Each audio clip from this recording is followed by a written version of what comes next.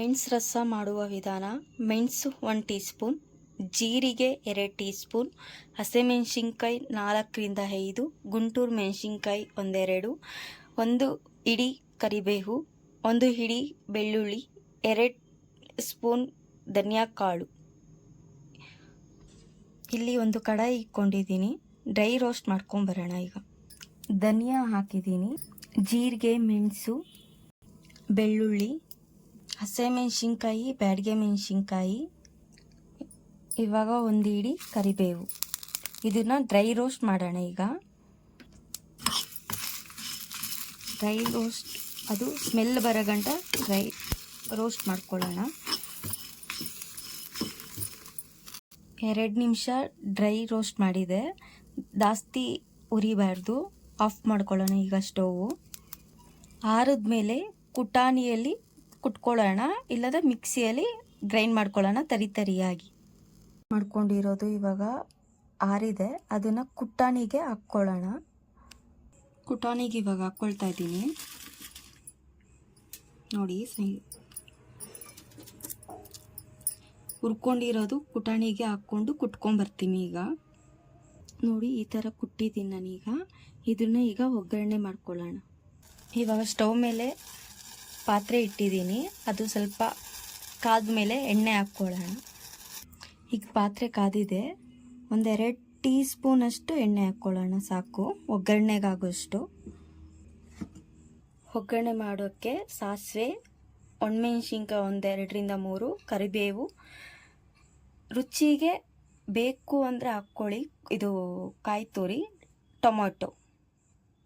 ಎಣ್ಣೆ ಕಾದಿದೆ, ಸಾಸಿವೆ ಹಾಕ್ತಾಯಿದ್ದೀನಿ, ಒಣಮೆಣಸಿನ್ಕಾಯಿ, ಕರಿಬೇವು,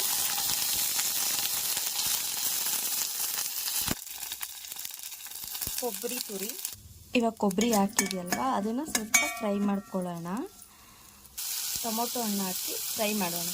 ಟೊಮೊಟೊ ಹಣ್ಣು ಸ್ವಲ್ಪ ಮೆತ್ತವಾಗೋಷ್ಟು ಫ್ರೈ ಮಾಡ್ಕೊಳ್ಳೋಣ.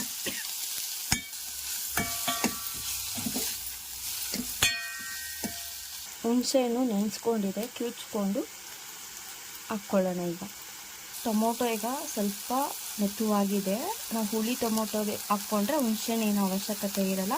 ಇದು ಫಾರಮ್ ಟೊಮೊಟೊ ಆಗಿರೋದ್ರಿಂದ ಹುಣಸೆಹಣ್ಣು ಸ್ವಲ್ಪ ಹಾಕ್ಕೊಳ್ಳೋಣ.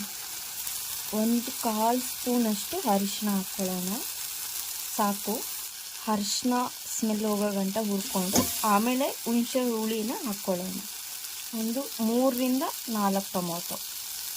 ಈಗ ನಾನು ಹುಣಸೆಹಣ್ಣು ಕಿವುಚಿ ಇಟ್ಕೊಂಡಿರೋ ರಸ ಹಾಕ್ತಾಯಿದ್ದೀನಿ, ನಮ್ಗೆ ಎಷ್ಟು ಹುಳಿ ಬೇಕೋ ಅಷ್ಟು.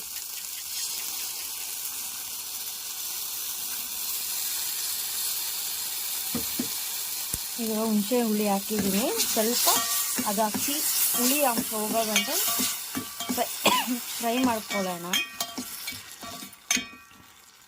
ಇದು ಹುಣಸೆಹಣ್ಣು ಟೊಮೊಟೊ 2 ಬೆಂದಿದೆ, ಹುಳಿ ಅಂಶ ಹೋಗಿದೆ.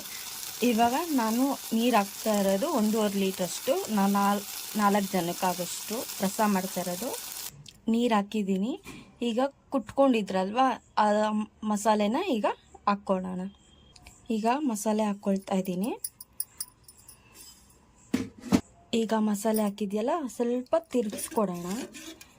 ಅದು ಸ್ವಲ್ಪ ಫ್ಲೇವರ್ ಬಿಡೋ ಗಂಟ ಸ್ವಲ್ಪ ಕುದಿಸ್ಕೊಂಡು ಆಮೇಲೆ ಉಪ್ಪು ಹಾಕೋಣ.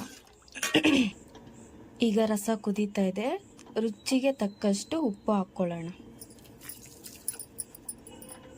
ಉಪ್ಪು ಹಾಕಿದ್ದೀನಿ, ತಿರುಗಿಸ್ಕೊಡೋಣ ಒಂದು ಸ್ವಲ್ಪ. ತುಂಬ ಚೆನ್ನಾಗಿರುತ್ತೆ, ಕಾಫ್ ಆಗಿದ್ರೆ ಕರಗುತ್ತೆ. ನಾನ್ ವೆಜ್ ತಿಂದಮೇಲೆ ಈ ರಸ ಕುಡಿದ್ರೆ ತುಂಬ ಚೆನ್ನಾಗಿರುತ್ತೆ. ಒಂದು ಸಲ ಟ್ರೈ ಮಾಡಿ.